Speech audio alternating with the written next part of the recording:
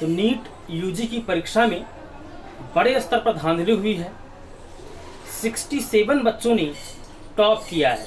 मतलब 23 लाख बच्चों में से 67 बच्चे ऐसे हैं जिनका स्कोर एक समान है, जिन्होंने पूर्णांक के 720 में 720 अंक हासिल किए हैं। अभी चमत्कार कैसे हो गया? 720 में 720, 1 लाया, 2 लाया, 3 लाया, 4 लाया, लेकिन 67 लाए, कैसे हुआ? और जैसे ये हुआ उसके बाद से नेशनल टेस्टिंग एजेंसी यानी कि एनटीए पर सवाल उठने लगे। सोशल मीडिया पर इसको लेकर अभियान चलाया जाने लगा। अपोजिशन के लीडर्स इसके पक्ष में आ गए कि नीट में गड़बड़ी हुई है, बच्चों के साथ खड़े हो गए। अरे कुछ पॉइंट्स में समझते हैं कि आखिर ये हुआ कैसे और इस पर एनटीए का पक्ष क्या है। जब ये पूरा हल्ला हंगामा हुआ तो नेशनल टेस्टिंग एजेंसी ने सफाई दी। उन्होंने 2-3 पॉइंट्स कहे हैं कि ये हुआ कैसे, मतलब 720 में 720 कैसे मिल गए, समझिए जरा। एनटीए ने कहा कि 2023 में 20 लाख के आसपास बच्चे शामिल हुए थे और 2024 में 23 लाख के आसपास बच्चे शामिल हुए। अब संख्या 3 लाख बढ़ गई, इसलिए टॉपर बढ़ गए। आप इससे सहमत हैं कि 3 लाख बच्चे बढ़े इसलिए 67 लोग टॉप कर गए। दूसरा जो उन्होंने एक्सक्यूज दिया है कि टाइम लॉस कंपनसेशन की वजह से कुछ बच्चों का स्कोर 20 अंक तक बढ़ गया।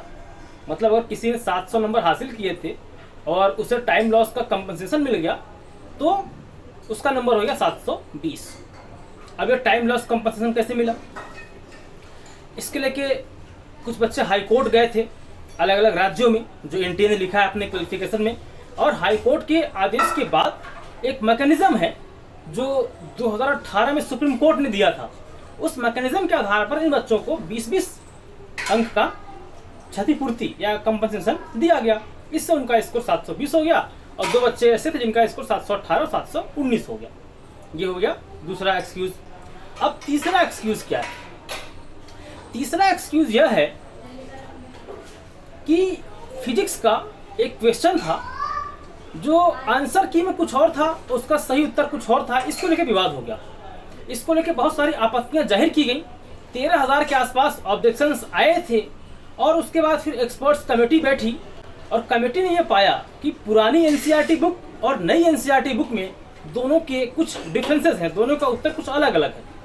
और फिर माना यह गया कि दोनों आंसर को सही मान लीजिए किसी एक अभ्यर्थी ने ऑप्शन ए को सही लगाया था और किसी ने ऑप्शन बी को सही लगाया था, तो जिसने ए लगाया उसको भी नंबर मिल गया, जिसने ऑप्शन बी को सही किया था उसको भी बराबर नंबर मिल गया। ऐसा करने से 40 बच्चे, समझिए ये एनटीए ने लिखा है कि ये जो आंसर की में जो करेक्शन हुआ, जो एडिशन हुआ, ऐसा करने से 40 बच्चे 720 में 720 पर आ गए। एक बात और, पेपर लीक, जो मई में पेपर लीक वाली बात आई थी, उस पर एनटीए ने कहा कि पेपर लीक जैसा कुछ भी नहीं हुआ है।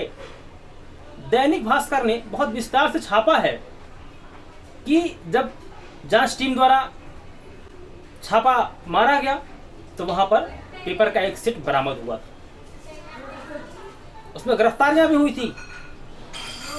और एनटीए का कहना है कि हमने उस सेंटर पर, बिहार का कोई सेंटर था, हमने उस सेंटर के सभी सीसीटीवी फुटेज चेक किए, प्रॉपर उसका विश्लेषण किया गया और उसके आधार पर हम इस डिसीजन पर पहुंचे हैं कि पेपर लीक कहीं नहीं हुआ, पेपर लीक नहीं हुआ। अच्छा, इसमें एक बात और समझिए कि एलएन कोचिंग इंस्टीट्यूट जो है, जो नीट यूजी की तैयारी करवाते हैं, इनके कोचिंग सेंटर से 26 बच्चे सिलेक्ट हुए हैं जिनका नंबर 720 में 720 है। कितने? 26। ये चमत्कार कैसे हो गया? क्या ये सब एनटीए को नहीं दिखता है? और ये कोचिंग वालों का इसमें क्या रोल है?